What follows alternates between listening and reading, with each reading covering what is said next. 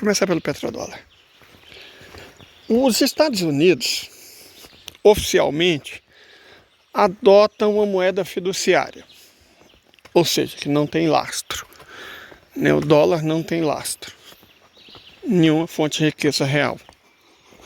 Desde o presidente Nixon, que acabou com o padrão dólar-ouro. Na verdade, ele não acabou, ele suspendeu. Só que essa suspensão já dura mais de 50 anos. Né? O padrão dólar-ouro foi suspenso.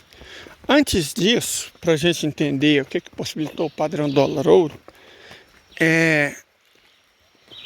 o padrão dólar-ouro foi uma criação dos acordos de Bretton Woods, né? Que coloca o sistema financeiro internacional e o capitalismo mundial na mão dos Estados Unidos logo após a Segunda Guerra Mundial. Mas antes disso, houve um precedente que é bom que todos saibam, ou se lembrem, caso já saibam. O presidente Roosevelt, ele evidentemente não confiava nos banqueiros, né, do Federal Reserve. Ele sabe que o Federal Reserve é um banco particular, certo? Que é o sucessor do segundo Banco Nacional e do primeiro Banco Nacional, que foram tentativas semelhantes que destruíram a economia dos Estados Unidos. Então ele acreditava corretamente a crise de 1929, a ação do Federal Reserve.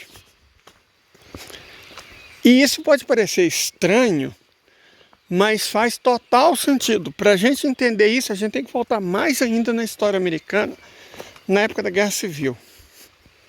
Então vamos voltar, dar mais um passo para trás, para a gente compreender o futuro. Porque o conhecimento de história no Brasil ele é muito ruim, né? De modo geral, o número de pessoas que conhecem a história é muito baixo, muito pequeno. Então o conhecimento é exíguo. Então vamos lá, como assim tudo isso começa na Guerra Civil? O sistema de ensino, tanto público quanto particular, dominado por editoras anglo-saxãs, ou seja, que impõem uma visão específica de mundo, dá a entender que a Guerra Civil dos Estados Unidos foi uma disputa entre defensores, né, partidários e pessoas contrárias à escravidão. Então ela dá a impressão que o grande tema da Guerra Civil foi a escravidão de pessoas negras. Não, de forma alguma. Lincoln considerava os negros inferiores. Ele nunca os considerou iguais. Ele não lutou pela abolição da escravidão porque considerava as pessoas pretas iguais às brancas. De forma alguma, isso nunca passou pela cabeça do presidente Abraham Lincoln. A disputa da Guerra Civil foi comercial. Por um lado, o norte industrializado queria sobretaxar as mercadorias importadas, principalmente britânicas, para poder concorrer com elas e vender os seus produtos para todos os Estados Unidos. Por outro lado, o sul queria o livre comércio, porque assim eles poderiam comprar mercadorias industriais mais baratas da Inglaterra, principalmente, e não seriam obrigados a comprar do norte. Tampouco seriam obrigados a vender a matéria-prima deles para as indústrias do norte. Poderiam vender para as indústrias da Inglaterra que pagavam melhor. Então foi isso, correto? Foi uma disputa entre, de um lado, defensores do livre mercado, incrivelmente falando, né, que eram os do sul, que queriam livre comércio com a Inglaterra e com o mundo, e por outro lado, defensores de tarifas protecionistas, defensores do protecionismo, que era o norte. O norte queria tarifas protecionistas para ter condição de competir com a Inglaterra e vender de maneira quase monopolística para o sul. Essa foi a disputa. Foi por dinheiro. Liberais versus protecionistas. A disputa foi essa. Correto? Lincoln era um republicano e os republicanos defendiam os protecionistas. Até hoje o Trump defende isso, certo? houve um interregno nessa postura republicana que foi o governo de Ronald Reagan, mas, de modo geral, os republicanos sempre defenderam políticas protecionistas e isolacionistas. Foram os democratas, que são liberais livre-mercadistas, também desde sempre. Então, quando você ouve falar, Lincoln era um republicano, mas na época os republicanos eram do bem, cara, isso é para tentar escamotear o fato de que o perigo para os Estados Unidos e para a humanidade sempre foram os democratas. São eles que são os financistas. São eles que são mercadistas. E aí você reduz a atuação dos republicanos a pautas conservadoras e, portanto, morais, e ignora que o lance deles sempre foi a América primeiro. Nunca foram muito intervencionistas, esqueçam Reagan. Nunca foram muito intervencionistas, sempre foram a favor da indústria americana, dos Estados Unidos per si, da indústria, né, dos trabalhadores americanos, por estranho que possa parecer. Ah, mas a luta de classes, cara, esquece isso. Sabe, esquece essa bobagem. Tentar analisar os Estados Unidos como se você estivesse dando aula de marxologia. Não. Certo? Esquece isso, de verdade. Então, a guerra civil foi por conta disso. Os protecionistas e ao mesmo tempo financistas, porque eles também queriam subordinar o Sul financeiramente, né? Porque quem financiava as importações, as exportações, o comércio exterior dos Estados Unidos, na época, os Estados Unidos não exportavam produtos industriais, exportavam principalmente produtos agrícolas, sobretudo trigo e algodão e fumo. Quem financiava isso eram os banqueiros europeus, principalmente ingleses. E os republicanos do norte queriam esse mercado para si. Então esses eram os interesses em jogo. Tinha a ver com dinheiro, não tem nada a ver com preto, não. Certo? Essa é a realidade. Ok. Aí vence o norte, né? Vence o norte, o protecionismo financista, impõe-se sobre o sul. Eles extraem riqueza do sul. O sul dos Estados Unidos era mais rico do que o norte. Por que se tornou mais pobre? Até hoje é bem mais pobre. Pelo mesmo motivo que a Europa Ocidental é mais rica do que a Europa Oriental, principalmente depois do fim da União Soviética. O que a União Europeia fez com as antigas repúblicas soviéticas ou do bloco soviético?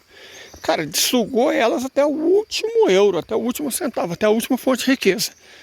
Aí você vai olhar os dados, a impressão é que a Europa Oriental enriqueceu muito, né? O PIB aumentou, a renda per capita cresceu, mas isso é por causa do setor de finanças e serviços. A produção industrial e agrícola de todos eles caiu. Então, quer dizer, a economia, na verdade, regrediu. Eles se tornaram mais pobres, tanto que a população deles todos caiu. Certo? Não é que não cresceu, mas caiu, cara. O caso da Bulgária é exemplar. O país tinha mais de 10 milhões de habitantes, hoje tem pouco mais de 7 milhões. E o caso da Bulgária não é o único. O caso da Moldávia, o caso da Ucrânia, cara. A Ucrânia era a nação mais rica da União Soviética. Certo? Era a nação mais rica da União Soviética. E hoje é o país mais pobre da Europa. Por quê? Porque foi exaurida, foi roubada, foi pilhada de todos os recursos que tinha pela Europa e pelos Estados Unidos. Certo? Então foi basicamente isso que o norte fez com o sul. Por isso o sul se tornou pobre. Porque foi pilhado, roubado, saqueado da mesma forma que a Europa Oriental foi. Entenderam? Mas vamos continuar. Fato é que depois do fracasso do segundo Banco Nacional, eles cancelaram, né, o direito deles e aí tentaram e conseguiram, graças ao Woodrow Wilson, que era uma besta, democrata, claro, criar um novo Banco Nacional. Pode não chamar de terceiro Banco Nacional, já que os dois anteriores tinham sido um fiasco, que havia destruído o comércio, a indústria, a vida dos trabalhadores. Eles resolveram chamar esse novo banco de Federal Reserve. Enfim, houve a crise de 29. A leitura que o presidente Franklin Delano Roosevelt fez da crise, uma leitura profundamente influenciada por Keynes e que eu acho muito acertada, foi o seguinte: a crise de 29 foi uma crise de superprodução, certo? É vendido, assim como a Guerra Civil é vendida como uma disputa entre escravagistas e anti-escravagistas, a crise de 29 é vendida como uma crise de superprodução. Mas não foi isso que aconteceu. O que aconteceu foi outra coisa, ela foi uma crise de especulação. Quando termina a Primeira Guerra Mundial, a indústria europeia foi devastada, né? Foi destruída. Inclusive, para se reconstruir, para se refazer, a Europa precisava importar bens industriais dos Estados Unidos. E ok, isso aconteceu. E aí as vendas das empresas americanas, por conta disso, cresceram astronomicamente. E aí começa a acontecer um fenômeno. As ações das empresas industriais conectadas direta ou indiretamente à exportação de bens para a Europa e o resto do mundo começaram a subir. E a bolsa tornou-se um investimento popular. Como resultado disso, o preço das ações começou a crescer. E as pessoas, ao invés de investir na produção, começaram a investir na bolsa. Certo? Dinheiro abundante começou a circular. Para justificar esse dinheiro abundante, investimentos desnecessários foram feitos. Certo? Você abria indústria que não tinha mercado para os produtos que ela produzisse. Você só queria ter uma empresa para vender ações e rachar de ganhar dinheiro. Acho que foi Svan Mesvaros, salvo engano, que falou uma coisa sobre o capitalismo que é muito interessante. O capitalismo, ele é vendido como um sistema que trabalha na busca do equilíbrio entre oferta e demanda e toda essa bobagem, mas ele não é. O capitalismo está minimamente interessado com a demanda e com a oferta. O capitalista está interessado apenas em lucro. Como assim, Leide? Explica melhor isso aqui, de maneira que eu entenda. Fácil. Pensa o seguinte. Eu estou aqui, vocês estão me vendo, indo para o Distrito de São Bartolomeu. Eu estou indo lá pegar remédio, mantimento e, como as formigas devoraram minhas mudas de morango, eu vou comprar mais mudas de morango. Certo? Vou comprar mais mudas de morango. Aí, bom, beleza, mais mudas de morango. Por que eu vou comprar mais mudas de morango? Pelo mesmo motivo que eu comprei as floreiras. Eu vou colocar as mudas de morango nas floreiras, colocar elas num lugar elevado para que as formigas não ataquem e eu consigo produzir mudas de morango, porque o ano que vem eu quero ter uma plantação comercial de morangos. Vai me dar uma renda que eu preciso muito. Certo? Meu irmão, na graça de Deus, ele vai vir e o negócio dele é queijo. Certo? O negócio dele é queijo. Nosso negócio é queijo. Queijo de qualidade, queijo bom. A gente está planejando desde o início, mas não é sábio colocar todos os ovos numa cesta só. E eu também tenho que dar algum retorno para a pousada que tem investido em mim. Então eu preciso produzir coisas além do queijo. Morango, que a pousada vai transformar em geleia, por exemplo, é um ótimo recurso. Então, para isso, o que eu tenho que fazer? Eu tenho que comprar mudas de morango. Um dos motivos que eu tenho para a cidade é esse, comprar mudas de morango. Vou comprar pela Shopee, ou Mercado Livre, não sei. Se tiver mais barato e for muda de qualidade. Então, veja bem. Eu vou comprar mudas de morango porque eu quero produzir morangos. Quem oferta mudas de morangos, oferta sabendo que pessoas vão comprar mudas de morango. Então eles têm um bem que eu vou adquirir. Eles têm uma oferta e eu tenho uma demanda. Vai haver um equilíbrio. Só que isso nós estamos falando de um produto agrícola. De modo geral, não é assim que o capitalismo funciona. Por exemplo, qual que é a necessidade de uma Coca-Cola? É uma bebida que destrói os ossos, que destrói a saúde, ela é muito ácida, né? Tem grande quantidade de gás carbônico, uma quantidade enorme de açúcar. Ela provoca doenças crônicas, certo? É uma bebida que, na verdade, basicamente qualquer refrigerante. Qual que é a necessidade?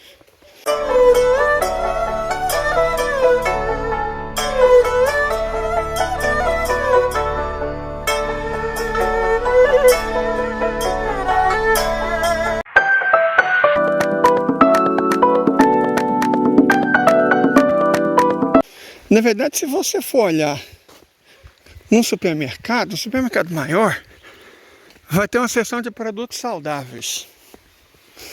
O que isso significa? Que nenhum dos outros produtos é saudável, pelo menos eles têm um ataque de sincericídio, né? Se você for ver a prateleira de produtos saudáveis no supermercado, ela vai ocupar o quê? 3% do mercado. Quer dizer que os outros 97% não são saudáveis. São coisas feitas para adoecer, para gerar lucro. A indústria alimentícia, baseada em gordura hidrogenada e açúcar, né, e em substâncias tóxicas viciantes, ela foi adquirida num determinado momento pelos mesmos proprietários e investidores da indústria do cigarro. Ela trabalha mais ou menos nas mesmas normas, é provocar o vício, dependência. Cara, qual que é o valor nutricional de bolachas, é um punhado de coisa que não faz sentido do ponto de vista nutricional. Você está comendo uma bomba calórica, né, que não faz sentido do ponto de vista nutricional. Mas as pessoas gostam. Tem aquela marca, não vou citar o nome, mas é a Oreo. Cara, qual que é a necessidade daquilo? É rico em açúcar e gordura, aquilo é gostoso. Porra! Se fosse, nós estamos justificando o vício em drogas. Nunca usei, mas imagino que a sensação deva ser boa, porque as pessoas não conseguem largar. Então, ser gostoso não é uma justificativa. E as empresas sabem disso e promovem ativamente o consumo disso desde o momento que a pessoa é criança. Ela já é entupida com açúcar e farinha e gordura. Sabe, e não ironicamente, o principal cereal matinal tem como símbolo um tigre, né? Que é uma bomba calórica feita de açúcar e farinha. E aí a pessoa cresce viciada no tigre. Quando você torna adolescente para jovem, já começa a ser viciado no tigrinho. É todo um caminho. Então, o capitalismo não está interessado em atender uma demanda, a demanda por alimento. A demanda por alimentação, por conforto, por abrigo, por vestuário. Não. O capitalismo está se lixando para as demandas das pessoas, para as necessidades das pessoas. O capitalismo não se preocupa com isso. Olha, por exemplo, o agronegócio brasileiro. É, bolota. É uma indústria de fome, cara. O agronegócio brasileiro produz a fome e a morte. Certo? Você deixa de cultivar alimentos para os brasileiros para cultivar ingredientes para ração, para alimentar animais estrangeiros. É isso que ele faz. Você já for no supermercado comprar soja? Milho, sorgo, farelo de algodão? Não, isso é ingrediente para ração de animais. É isso que o agronegócio produz. Ele produz carne, sim. Gasta trilhões de litros de água para produzir cadáver de animal e exportar. Não para alimentar o nosso povo. Basta ver o preço da carne no supermercado. O Brasil nunca produziu tanta carne. E fazia tempo que a carne não estava tão cara. Por que isso acontece? Bom, porque o objetivo é vender para o exterior e ganhar dinheiro. Vejam só, o dólar elevado facilita muito a vida dos exportadores. Certo? Se imagina o dólar a R$6, eu não sei se vocês já pararam para pensar nisso. Imagina que o preço da carne, vamos imaginar uma unidade qualquer de carne, que custe $20. Se o dólar está valendo R$5, o exportador vai ganhar R$100. Mas se o dólar tiver a R$6, o exportador vai ganhar R$120. Então, para os exportadores, para os latifundiários, para as tradings, para as grandes empresas negociadas na Bolsa de Valores, o dólar alto é fantástico, porque eles ganham dinheiro como nunca. Prejudica a vida de todas as pessoas. Porque vamos imaginar o salário é R$1.412 e você tem um orçamento de R$100 para carne. Se a unidade de carne está R$20, você compra 5 quilos. Se a unidade de carne subir para R$25, você compra 4 quilos. Se a unidade de carne subir para R$33, você compra apenas 3 quilos. Então a vida das pessoas, dos consumidores, das pessoas que precisam comer, que é tornada cada vez mais miserável, para que um grupo de latifundiários, especuladores, traders, ganhe cada vez mais dinheiro exportando.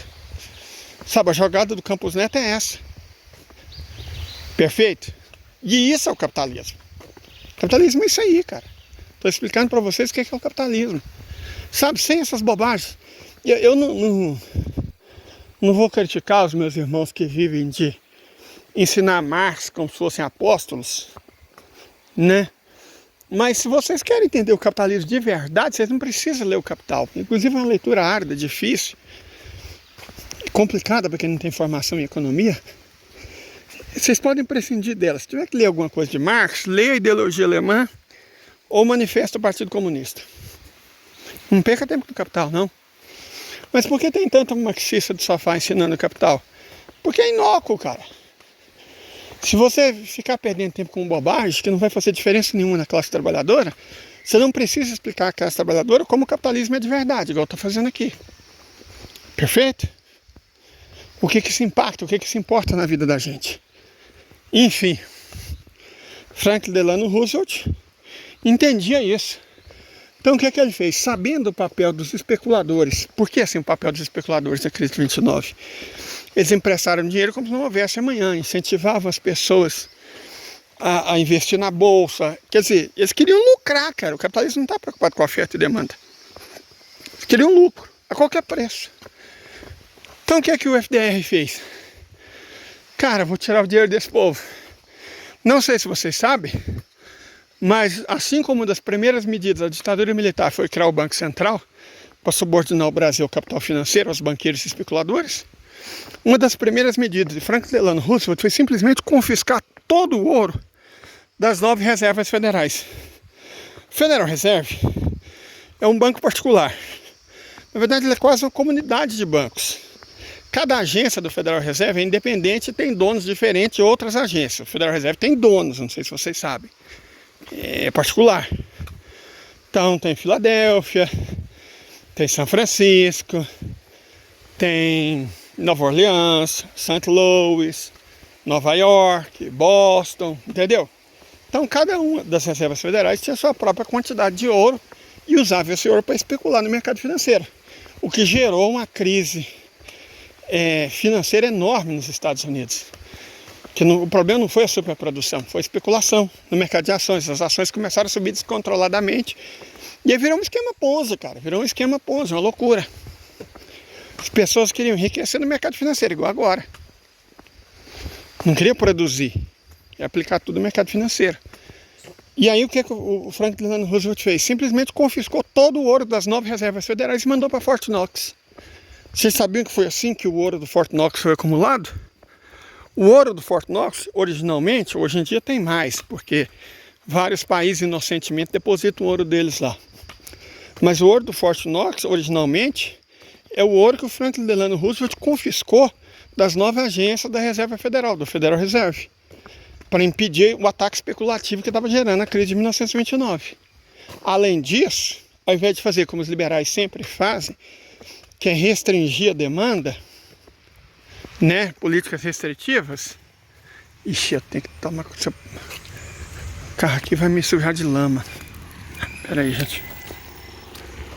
É o seu Getúlio, dono da fábrica de ovos, vamos chamar assim. Ele tem 15 mil galinhas. Tem uma granja com 15 mil galinhas poedeiras. Gente boa pra caralho. Sempre que pode ele me dá carona. Então, assim, ele, ao invés de adotar as políticas liberais restritivas, que é o que o Banco Central sempre faz, né? Elas deixam os trabalhadores e a classe média cada vez mais pobres e os ricos cada vez mais ricos, porque transfere dinheiro das pessoas, das famílias e das empresas para o setor financeiro. O que ele fez? Não, vou aumentar a demanda. Vou aumentar a oferta. Então ele fez políticas para aumentar a oferta. Ele investiu na infraestrutura, na energia, no transporte, reduziu, aliviou a vida dos trabalhadores, investindo na educação, né, educação gratuita, um punhado de coisa que aliviava o gasto dos trabalhadores, permitindo que eles consumissem, gerando demanda. Então essa é a estratégia keynesiana. A estratégia liberal é restringir a oferta, e com isso você transfere renda da classe média, dos trabalhadores, das empresas e dos produtores para os especuladores do mercado financeiro. A estratégia keynesiana é aumentar a demanda, transferindo riqueza das classes parasitas da economia, setor imobiliário, financeiro e especulativo, para as classes médias, trabalhadores e produtores. Certo? As pessoas não comentam muito sobre isso, eles sempre dão uma visão equivocada, errada, do que foi a crise de 29, para não ter que explicar o fato de que foi uma crise especulativa causada pelo mercado financeiro, que é muito semelhante ao que aconteceu em 2007, 2008, e a que está acontecendo agora, que vai destruir a economia do mundo agora. Certo? O capitalismo não se reinventa. Ele comete os mesmos erros porque ele paga os juízes para passar pano. Eles não são punidos. Lembra que eu já disse que Winston Churchill queria enforcar os diretores do Banco Internacional de Compensações, porque eles transferiram dinheiro para os nazistas, o que permitiu a Segunda Guerra Mundial, e que para evitar que esses banqueiros fossem enforcados, o presidente Truman, que foi o que criou a Guerra Fria, ele manobrou para que o Winston Churchill perdesse as eleições para o Attlee, só para salvar o pescoço dos banqueiros. Então, os Estados Unidos, democratas, lembra? Truman era um democrata.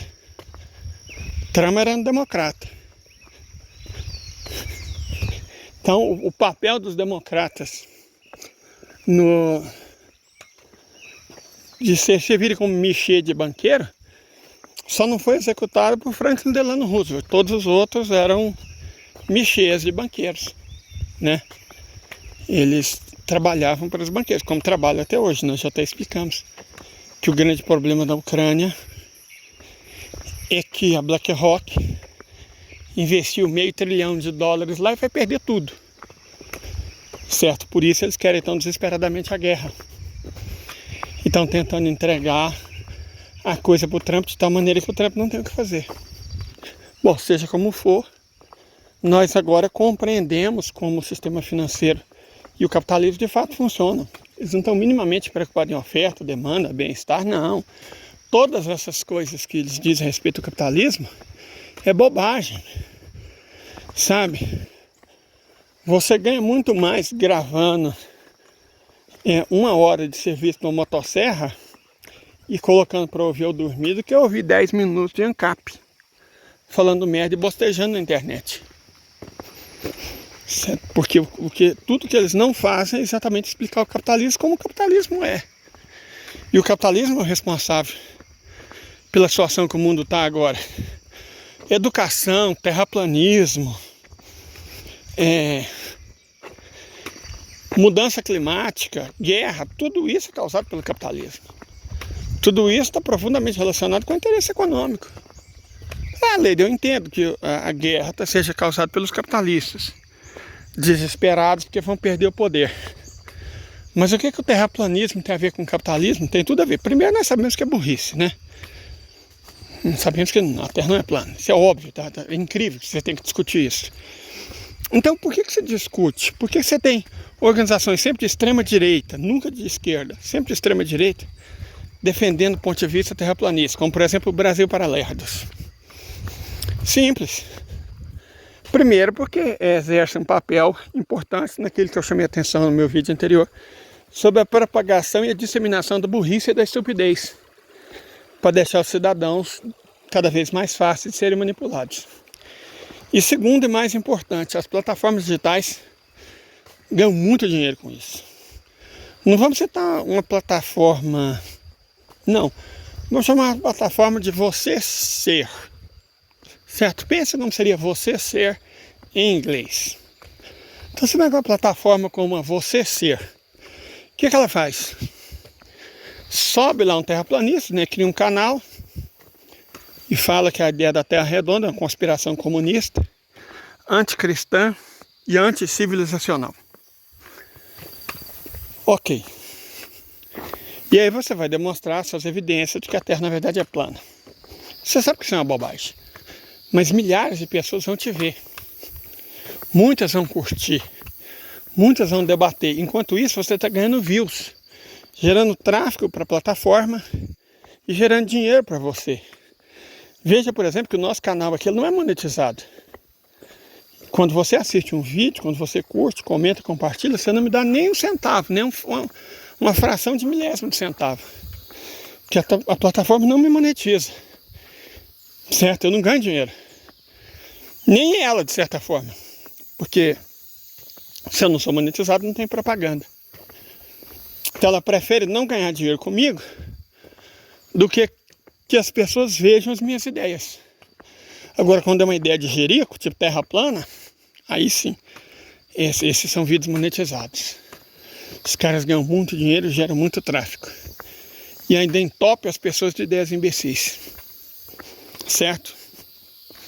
Então veja, o terraplanismo também é uma questão de capitalismo. Os antivacinas. Como é que o movimento antivacina tem ligação com o capitalismo? O movimento antivacina foi criado porque um único idiota, sem nenhuma evidência, difundiu a ideia de que vacina causa autismo. É uma ideia burra. Por isso fez sucesso entre a gente burra, entre pessoas mal informadas ou desinformadas. Certo? E começou a se espalhar. E aí ele começou a fazer conferência, a escrever livro. Ele ganhou muito dinheiro com isso. Ganhou muito dinheiro. Os vídeos dele geram tráfego, ele ganhou dinheiro. As plataformas digitais, plataformas sociais ganharam dinheiro. E mais importante que isso, a indústria farmacêutica rachou de ganhar dinheiro. Porque sem vacina as pessoas pegam doenças, adoecem e morrem. E aí a indústria farmacêutica racha de ganhar dinheiro. Entendeu? Como o capitalismo não tem nada a ver com oferta e demanda. Ele está preocupado com lucro, somente com lucro. Essa busca desenfreada com lucro, por exemplo, causa também o aquecimento global. Fiz um videozinho também mostrando que o 1% mais rico da humanidade polui mais do que os 67% mais pobres. Que 20 bilionários, as 20 famílias mais ricas do mundo, polui o mesmo que 3 bilhões de famílias normais. 3 milhões de famílias normais.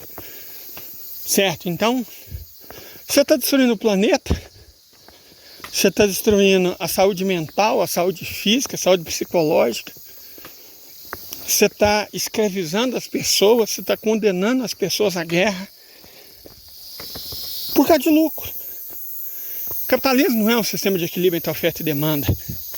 Não, baseado em livre mercado. Capitalismo é simplesmente, na definição marxista, o quê? Um modo de produção no qual os trabalhadores são separados dos meios de produção. Ok, isso no funcionamento. Mas no objetivo, o objetivo do capitalismo é o lucro. Somente o lucro e tão somente o lucro. E pelo lucro ele faz qualquer coisa. Então, eu peço perdão porque acabou demorando, mas eu precisava explicar o que é o capitalismo. Porque senão nossa discussão de geopolítica para de fazer sentido. Sabe? A gente fica discutindo quimeras. Fica discutindo retalhos. Varejo. Não. Eu pretendo que as pessoas sejam capazes de fazer uma boa discussão, de acompanhar uma discussão, de terem suas próprias ideias, de buscarem, se informarem. Tudo que eu falei pode ser verificado. É só tacar no Google. Tá, o Google esconde muita coisa, né? Mas é um começo. Depois, se vocês precisarem, eu passo outras plataformas que mostram o que essa que eu acabei de falar esconde. Tá certo? Agora, nós já estamos mais próximos. Eu vou desligar. Agradeço a cada um de vocês. Muito obrigado por ter assistido o vídeo. Curta, compartilhe. Dissemine, gente. Eles têm as armas deles e nós temos a nossa. Eu diria que eu nem sou um cara que propaga informação. Eu sou mais alguém que busca contra a desinformação. Eu busco combater mais a desinformação. Porque quem sou eu na fila do pão para informar as pessoas, né? Fui professor por 20 anos, cumpri meu karma. E agora eu quero trabalhar com e para pessoas adultas. Não no sentido de que eu sei coisas que as pessoas não sabem. Não, é que eu quero alertá-las para que não sejam desinformadas por gente mal intencionada. Tá certo? É sobre isso. E muito obrigado a todos vocês.